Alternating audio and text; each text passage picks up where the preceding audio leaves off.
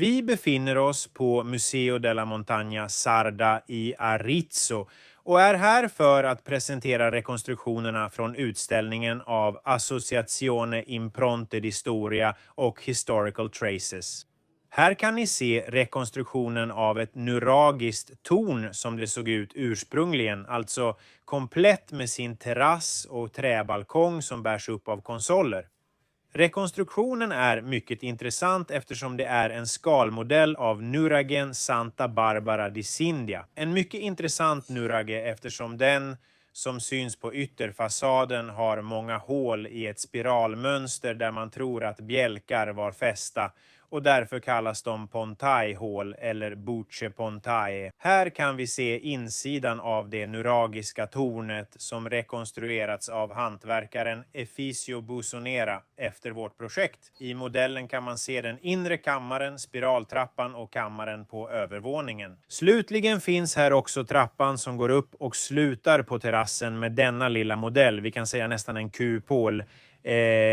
Som gör det möjligt att gå ut ur trappan på ett skyddat sätt. Detta är en detalj, åtminstone tolkad av oss på detta sätt, som också kan observeras i modeller av nuragi, där denna typ av liten terminal ogive faktiskt förekommer. Vad är idén, hypotesen?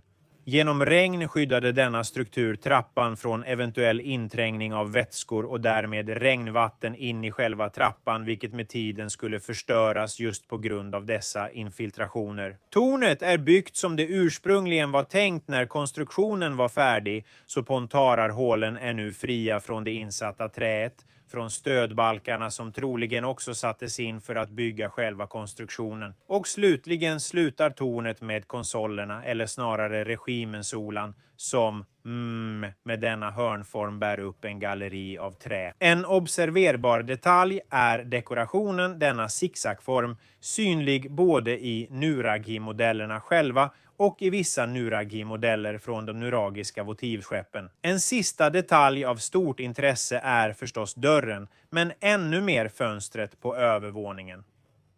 Porten är det klassiska exemplet på en nuragisk ingång.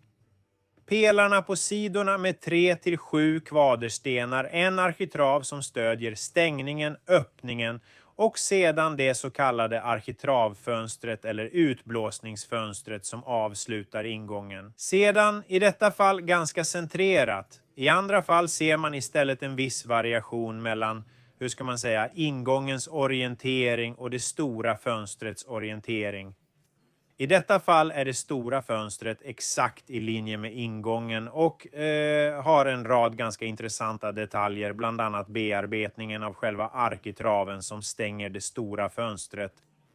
Men faktiskt finns det på sidorna fördjupningar som man antar kunde användas som infästningar för ett fönster eller i alla fall för en trästängning som bokstavligen täpper till denna öppning. En sista detalj av extremt intresse är förstås dörrens närvaro, men ännu mer det stora fönstret på övervåningen. Dörren är det klassiska exemplet på en nuragisk ingång. Pelarna på sidorna med 3 till 7 kvaderstenar, en arkitrav som stödjer stängningen av öppningen. Och sedan det så kallade arkitravfönstret eller avlastningsfönstret som avslutar själva ingången. Sedan, i det här fallet ganska centrerat, i andra fall ser man däremot en viss variation mellan, hur ska man säga, ingångens och fönstrets orientering. I det här fallet ligger fönstret exakt i linje med ingången och har en rad ganska intressanta detaljer. Bland annat bearbetningen av själva arkitraven som stänger fönstret. Men till och med på sidorna finns det urtag som man antar kunde användas som infästningar för ett fönster. Eller i alla fall för en trästängning som bokstavligen täppte till den här öppningen.